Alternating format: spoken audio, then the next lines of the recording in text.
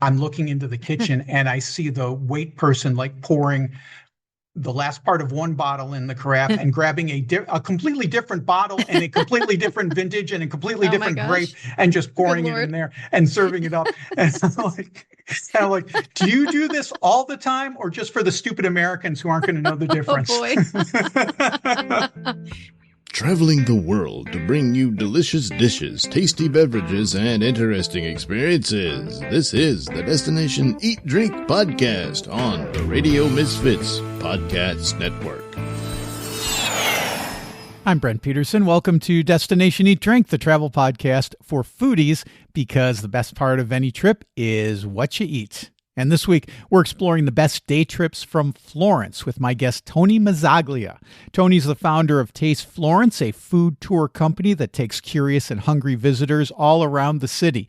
Toni's lived in Florence for decades and is an expert not only on Florence and its cuisine, but also Tuscany and the rest of Italy. Check out her tours at tasteflorence.com.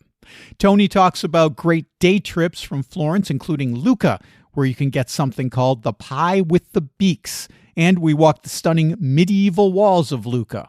Then there's Pisa, where there's much more than the Leaning Tower. And Bologna, home of some of the most delicious food in Italy. Plus, Toni tells me some hilarious stories about the rivalry between Florence and Pisa and the dishes that Nice, France and Lucca share. And I'm starving, so let's eat. Destination Eat Drink.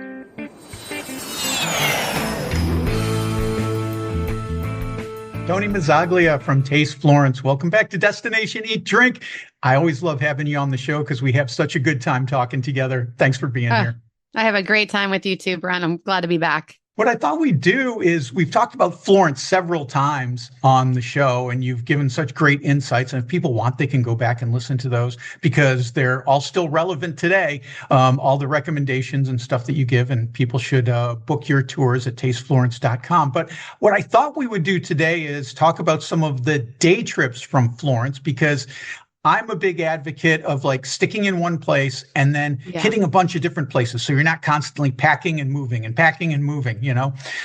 makes life easier and you get to see a lot more stuff that way, I think. So let's talk day trips from Florence. And one of my favorite places, and I haven't been there in so long, but I still have very vivid, distinct memories of it, is Lucca.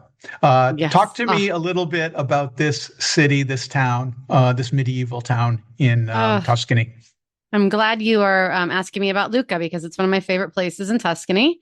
It's the very first place I ever lived in Tuscany. Back in 1997, I took some language classes there back when I couldn't speak a word of Italian.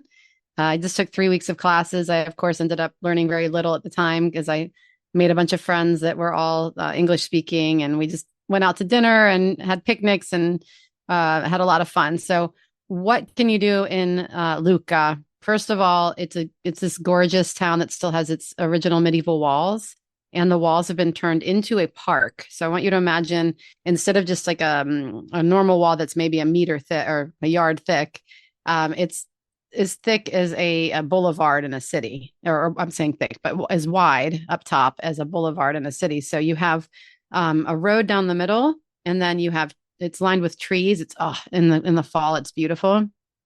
And when the leaves are falling, and you can go up there, and it's over 3 kilometers around. I can't remember the exact distance, but if you wanted to get your daily steps in, it would be the perfect way to do it. And you're walking up on the top of this wall, and you're looking down into the city rooftops. And on this wall, because they've turned it into a park, there are picnic tables and kind of little grassy knolls and things where you can play with your kids. There's a couple of playgrounds. It's really just an amazing space. And it makes Lucca one of the most unique places I've been to. It's extraordinary, really. I mean, I love going up there and doing that walk. And now in the United States, you're starting to see places like the High Line in New York comes to mind. That's kind of a similar idea. They've taken a railroad track and repurposed it as a park. But nowhere in the U.S. do they have Yeah. medieval walls where you Yeah. get to hike around and enjoy a picnic up there. So Yeah. that's a great tip. What else do you love about Lucca? So of course we're going to talk about the food, but before I get Yes. to the food, I'll mention a couple of other things about the city or the town. The amphitheatro, there's this amphitheater that, so you step into this space and all of a sudden you're in this giant oval space that used to be an amphitheater. And it has, of course, lots of little shops and cafes where you can sit and eat. And it is kind of more the touristy part of town, but you got to see it. It's cool. And then there's also this really cool connection, a historical connection. Of course, Puccini and Yes, opera. that's right. Oh, his house is there and they turned it into a Mhm. museum. Yeah, it's so Mhm. cool. So the Puccini Museum, and then there's also a connection with the Lumiere brothers, who were the first ones to come in from France and project moving images, and they came to Lucca and Pisa, and so there's a lot of history with the moving image in Lucca that a lot of people don't really give any mind to, and beer. Beer was really? produced. So basically, a German was brought in. Of course. And his name was Fahner.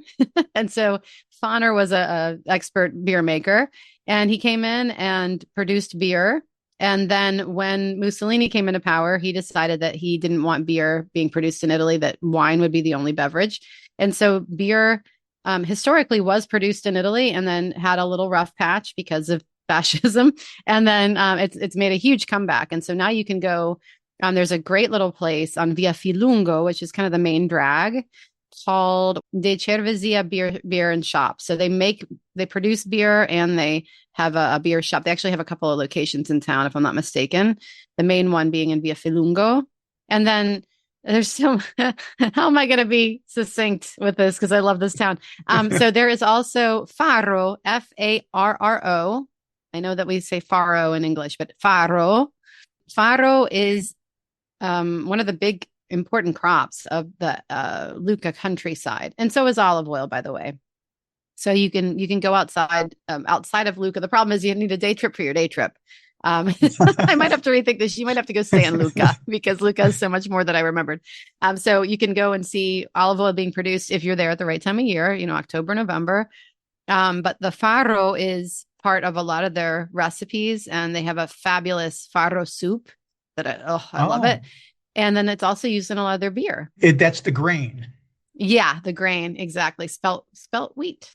I don't quote me on that one. I can't believe I have to, as much as I should know, like about once a year, I have to look it up because I always doubt myself. Is it spelt or buckwheat? I'm looking it up. Let's see. Farro in Inglese. Spelt flour. Or farina di farro. Yeah, so it is spelled. Okay, so I had it right. I got to step down on myself. Okay. So that's the grain. That's the grain Mhm. that they're using to make the beer. Great beer in the Lucca area, not just in town there, but in the countryside. Craft beer is really taking off in Italy now, and it's interesting because I don't think I ever had a beer for years traveling to Italy, other than maybe an occasional Moretti or something like that. Right. Yeah, but just kind of now nondescript. it's like there's real good craft beer in there, and it's really quite extraordinary. What about places to eat? What kind of food should we expect? So the first thing I'm going to mention, and is really neat. It's very unusual. The first time you hear about it, you might go, I don't know about that. It's called la torta coi becchi, the pie with the beaks. But the reason it says becchi is because they pinch the crust around the edges and it looks like little bird beaks. But that's not even the cool thing about this pie. It's basically a savory sweet pie. It has spinach or chard or both. And then it also has raisins and nutmeg. And it sounds bizarre, but it is delicious. It's so good. This so good. reminds me, Toni, of tortablette from Nice and from the French Riviera. You see it everywhere. And I had the same reaction. I was like, wait, chard and it's sweet and there's raisins in here and pine nuts and stuff. This sounds really weird. And then you try it and it doesn't taste like Swiss chard. You don't get that green, grassy flavor at all. It's sweet. And this is, in between a couple of pastry crust. And then a lot of times they'll dust it with sugar on the top. That's how they do it in Okay. France. I'm gonna I've have to never, try it. yeah, I've never had it in Italy. I didn't know it was a thing. So thanks for that. Yeah, we got to Well, look for that. isn't it interesting because you're also leading me to the other thing I was going to say that they have in Nice and Lucca have in common, which is cecina, torta di ceci, farinata, socca, depending on where you are, the name changes, but that beautiful chickpea crepe that you wrote about recently, I think it was about a month ago. Yes, yes. We were in And you did Nice some and we had videos. the Soca at the hmm traditional places. We had the Farinata hmm in Genoa. It's so good. hmm They take the chickpea flour, they make a batter out of it, and then they cook it in these giant pans. Like Yeah, they make huge. paella pans look hmm minuscule in comparison, Totally. and put them in these wood-fired ovens, and it's so good. But I've never had it in Tuscany. So is it Oh, is it the same way? Is it like a street food? You get a slab of it and you just yeah, you get a slab of it. You can eat it by itself. And if, for those of you who don't know what we're talking about and don't know what to look for, I think in Nice they have little carts, right?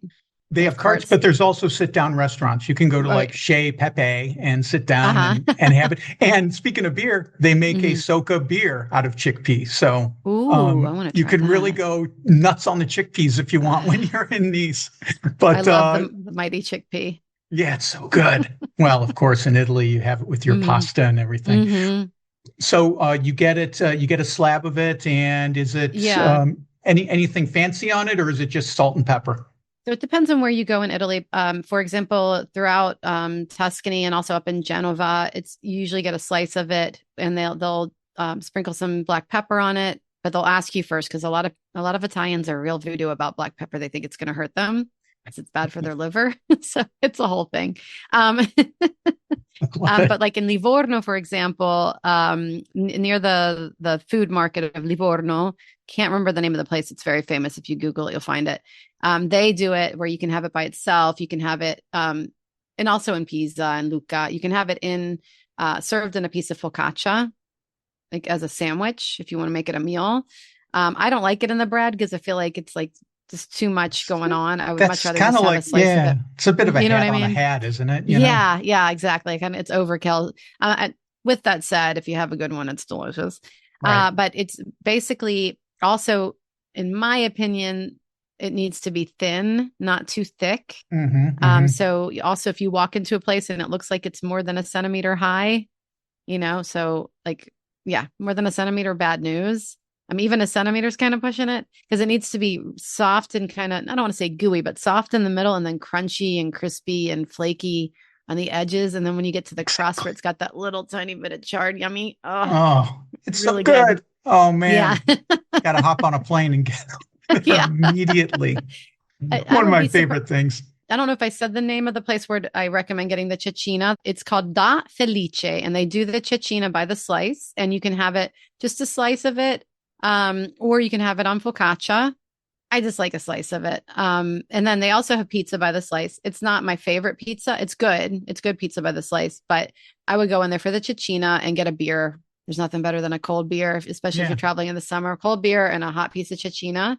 And the thing And about cecina is it needs to be hot when you get it. yeah. And It's it's like only a French couple fries. euros. So, Yeah. it's a great snack. It's a great walking around food if that's what you want to do with it. And it's gluten free and Yeah. vegan Yeah, by we should sheer mention that. chance. Yeah. It's good for anyone who's, yeah. Not by design, just by the way hmm it is, the way it hmm exists in the world. So, Yeah. It's pretty um, amazing. So you guys don't have anything like that in Portugal? I haven't run across it. So it Right. doesn't mean it doesn't exist. It just means Right. I haven't seen it. Yeah. I'm curious. And I don't know that chickpeas are really that big of a deal. Mm. Like, Mm.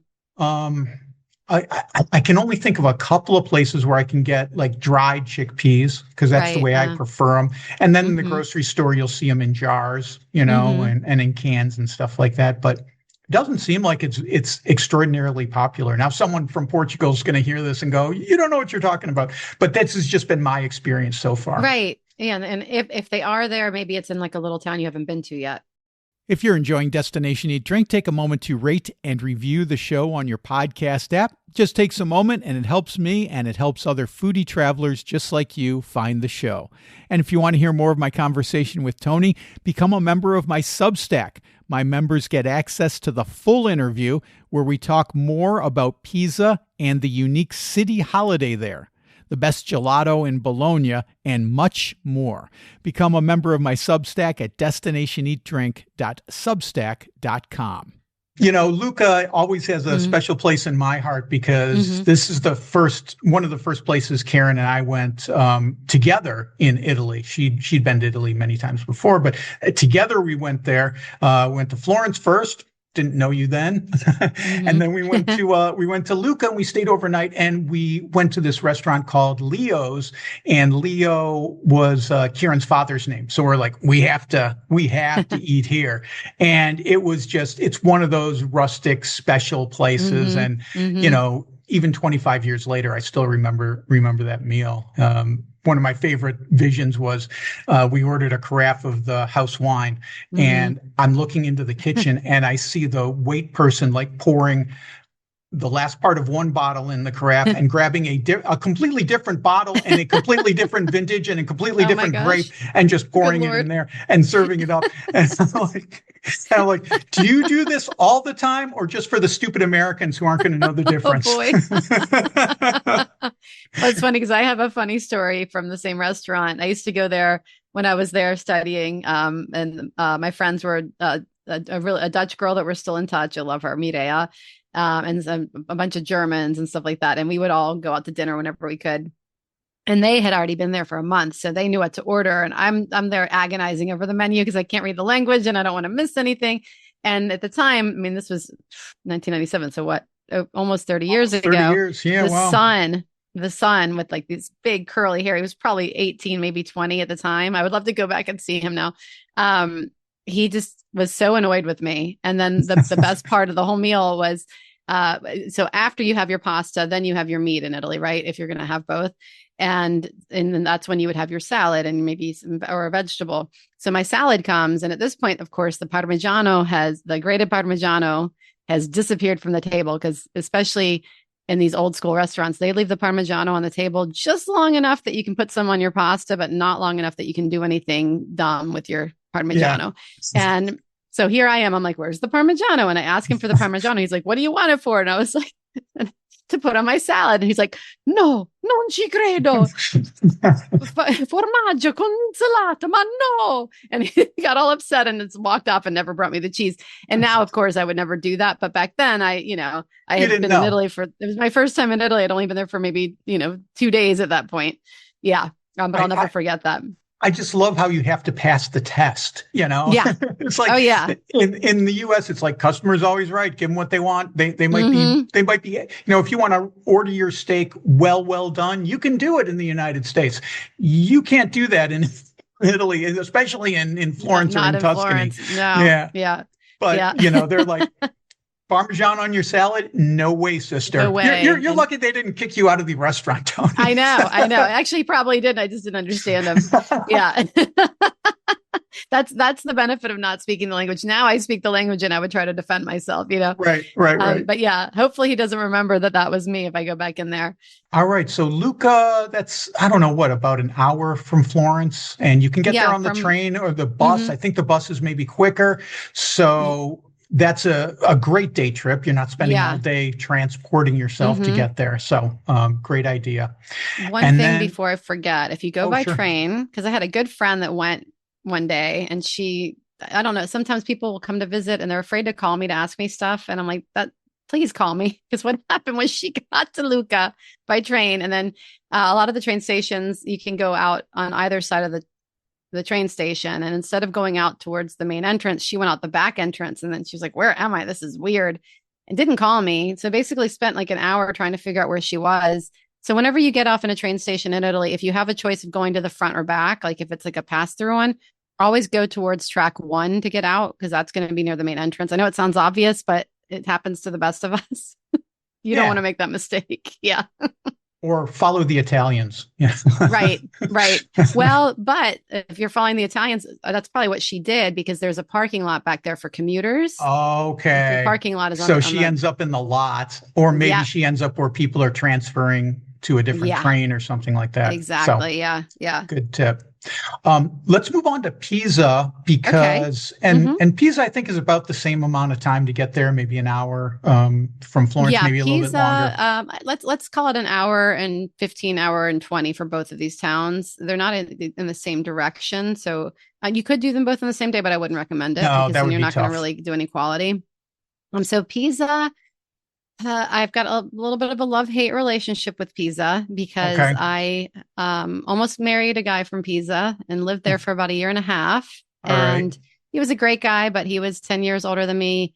All of his friends were married. He was an engineer. They were all engineers. And there was just a whole lot of engineer talk. And I did everything I could to find something that I loved about Pisa while I was there. So I'm going to give you the 2 or 3 things I found before I got the heck out of there. Okay. First of all, very cool fact. Higher praise we couldn't ask for, Toni. I mean, here's a high recommendation. Toni's here to fly the flag for Pisa. Let me tell you, the other thing is that as an adopted Florentine, it's almost my duty to not uplift Pisa. Can I tell you? They've been battling since medieval times when they were city-states. No, the saying? Mm-mm. Okay, so I'll say it in Italian and then also in Florentine. So, meglio una morte in casa che un pisano alla porta. Better a death in your house than a Pisan at your door. I was going to say, it's something about dying in your house. Oh my God. And the reason they say that is because there was a huge salt tax that Pisa controlled the port, controlled the taxation. And so back in the day, if a Pisan was coming to your door, they were coming to collect money. So that's where that saying comes from. And that's also why we don't have salt in a lot of the Tuscan breads. Right. Because they were like, you know what, we need the salt to cure our meats. We got to get rid of it somewhere else. We'll sacrifice it in the bread. So traditionally, that's why there's no salt. Now we can afford the salt, but they've acquired a taste for it. Sure. So that's how people feel about Pisa. The best part is Red Sox versus Yankees here, you know? Yes. It's very never similar. in my home will there be a Yankees fan, you know? And then Pisa and Livorno, they hate each other like with a passion, because Livorno was created. So Livorno, also known as Leghorn in English, which is an odd change, but that was created by the Medici family, basically as a one-uppery, to be like, they would have their own port. They wouldn't have to rely on Pisa to get things like salt anymore. Because Florence is inland, and the Medici were controlling Florence, but they couldn't control Pisa, and they needed a way to get their ships out to be able to do trading and to get even richer. And so they go to Livorno. Okay, now I understand. Yeah. Cool. Okay. There's so many directions we could go. I do have to tell you one more little tidbit about that. It's my favorite thing ever. You might have to bleep this out. I don't know. So Livorno, they're really funny. They're famous for being really funny. And they have this this guy that takes clips from movies and dubs them over in Livornese. And so the scene from Braveheart, when he's on that thing, strapped on that thing, and they're torturing him. And I think in the real movie, he's saying freedom, Yeah, right. Well, instead, he's a Livornese, and he's like, Pisa merda. It's like, Die, Pisa. Yeah. No. Pisa merda. Oh, Pisa. Okay. We're not going to translate. We won't translate it, but it's a 4-letter word. And anywhere you go that there's a street sign for Pisa, like you could be on the other side of Tuscany, there could be a sign like this direction to Pisa. Some Livornese is spray painted after it. It always says Pisa merda. Anyway, here's if the Tourism Bureau of Pisa would like to hire me for. All right. So now that we've said all of this bad stuff about Pisa, why should people go there for their day trip? Okay. So poor Pisa has, because of the Leaning Tower, a lot of people don't see anything else, because the Leaning Tower is on the north west side of town. And so a lot of people, if they're on a tour bus, will just get dropped off right outside where the tower is. They see the tower and they get back on the bus, and they don't really see the rest of Pisa. Pisa, just like Florence, has the Arno River running through it. And so when you go towards the Arno River, you're going to take Borgo Largo, Borgo Stretto, and I believe Via di Mezzo. Those are the main drags. So from the train station, you take Via di Mezzo, you're going to cross a bridge over the Arno River, and then you're going to get into Borgo Stretto, Borgo Largo. And that's where the juicy stuff is. That's where you kind of want to concentrate. Borgo Stretto, Borgo Largo, you'll find some restaurants. So right off of the Borghi are a really good pastry shop called Salza, Salza, historic pastry shop. And they make a delightful little torta semolina, which is this little, they make a full-size pie also, but the crust it's not quite a normal pie crust because it has semolina flour in it. So it's, as we say, friabile, kind of crumbly. And then it has this just really rich chocolate. I don't know if I should call it a fondant or pudding, but it's just a very dense, dark chocolate inside. And that's the star of the show, is the chocolate and the semolina. And then there's usually a little tiny bit of like a crema pasticcera, like a pastry custard. But I mean, so little that you don't even know it's there at the very base of it under the chocolate. And when you have a good one, it is, so good. So that's one thing I would get. And then another thing, you can get the cecina that we were talking about. They have it in Lucca, but they also have it in Pisa. And the place I like for cecina is called Il Montino. And that's also off of that main drag. You have to go into a couple of little alleyways and things like that. But nowadays with the GPS, it's easy. And the thing about cecina is it's time sensitive. You can't just haphazardly get the cecina. You got to go. They usually start making it around 11:30 or 12, because lunchtime in Italy is 1 o'clock, right? Or 12 for students maybe. And you go in, and when it's coming out of the oven, that's when you want it. You don't want it when it's been sitting around. Like, you don't want to get there late in the day when there's one slice left and it's been dried out. It's just like cold French fries. It's no good. So you go in there, and just as they're pumping it out, get a nice slice or two, and then you can eat it outside. They have some tables outside, tables inside, or you could even, if you want to save some money and just have a slice while you're walking around, you can do that. And then you can continue up the Borghi northwest, and you'll get to the Tower of Pisa. So for a day trip, you could just take the train to Pisa. I wouldn't even recommend messing with a bus really, or a car. The train to Pisa is super easy to figure out from Florence and from other cities. And those are the two kind of food things I would recommend. And then you do want to see the Piazza dei Miracoli, so not just the Leaning Tower, but the whole piazza. What is cool about it is, instead of cement or stone, it's surrounded by grass, which is kind of trippy. When you've been to other Italian cities, it's very rare that you have the grass in the context. Yes, maybe yes. in Assisi, I can't remember. There's lots more food and travel at destinationeatdrink.com. I just posted a crazy story about a stolen bucket in Modena. It's the kind of story that could only take place in Italy, and you can read that at destinationeatdrink.com/blog. And speaking of Modena, I have a brand new food and travel guide to the city at buymeacoffee.com. Modena is famous for its balsamic vinegar and has a rustic flatbread and a walnut liqueur. Download your copy at buymeacoffee.com/destinationeatdrink. I also posted a brand new video, this one from the medieval town of Tomar in Portugal. It's where the Knights Templar built a castle, and I also visit a cafe that doubles as a bookstore, drink a coffee spiked with firewater, and have a traditional meal at a Portuguese tasca. Watch that by clicking on the video tab at destinationeatdrink.com, or head on over to my YouTube channel. It's youtube.com/@destinationeatdrink946. And now, more from Toni. All right. So I think you've That's enough about Pisa.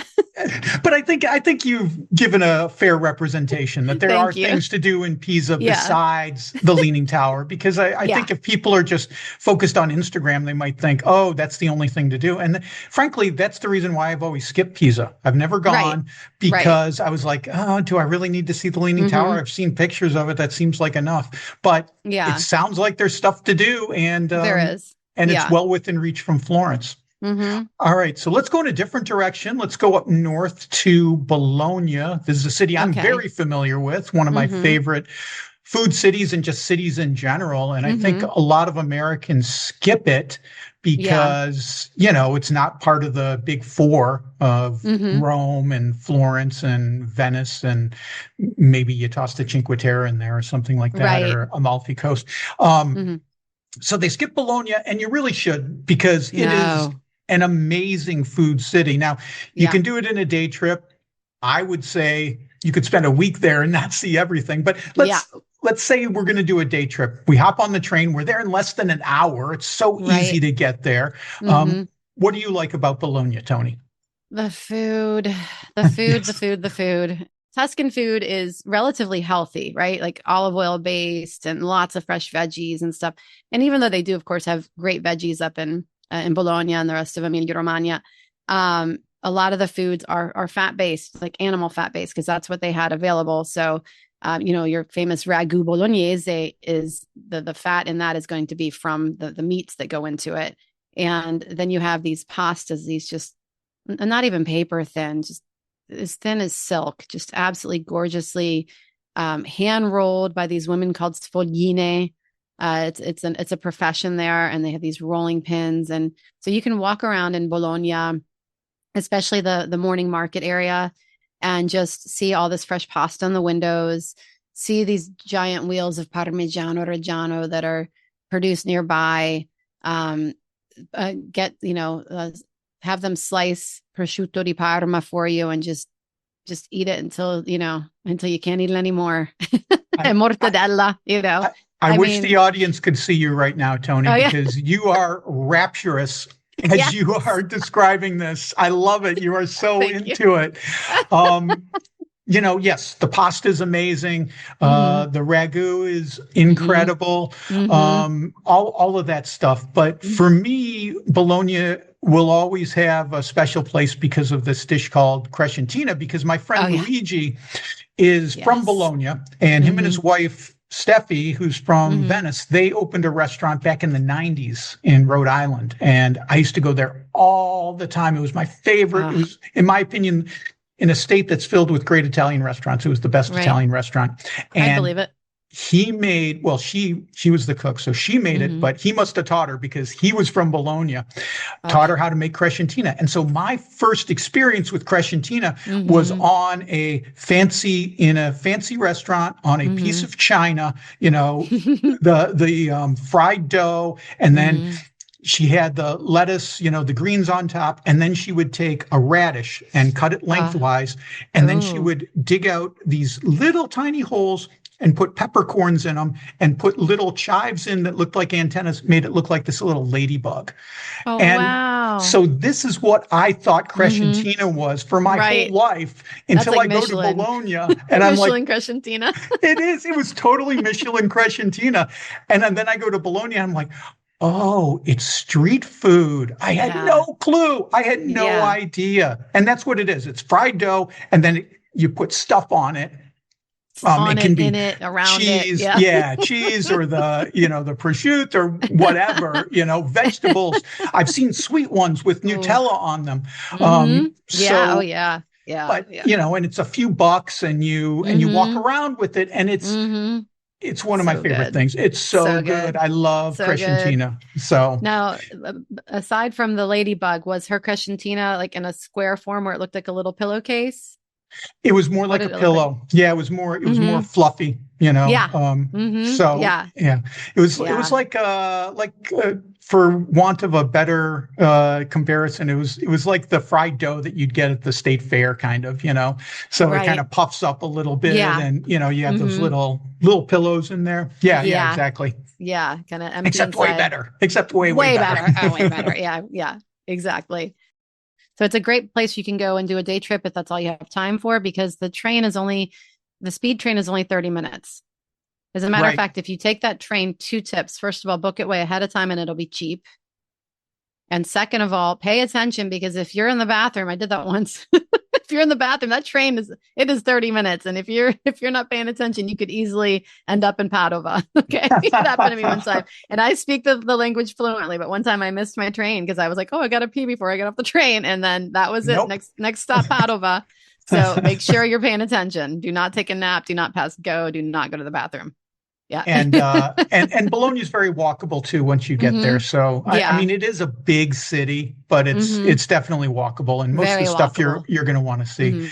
If you have a little extra time, go see the university. It's I was about to say that too. Oldest university in Italy, oldest university in Europe. Gorgeous. Oldest public university in the world. Okay, there you go. Yeah, it's like almost 1,000 years old. It's crazy. Did you see that the operating room, the one that has the marble table in the middle? It's like Yes, a it's operating bananas. theater. Yeah, It's so cool. Imagine Yeah. what that was like. Yeah. Oh my God. Yeah, it's Oh my wild. God.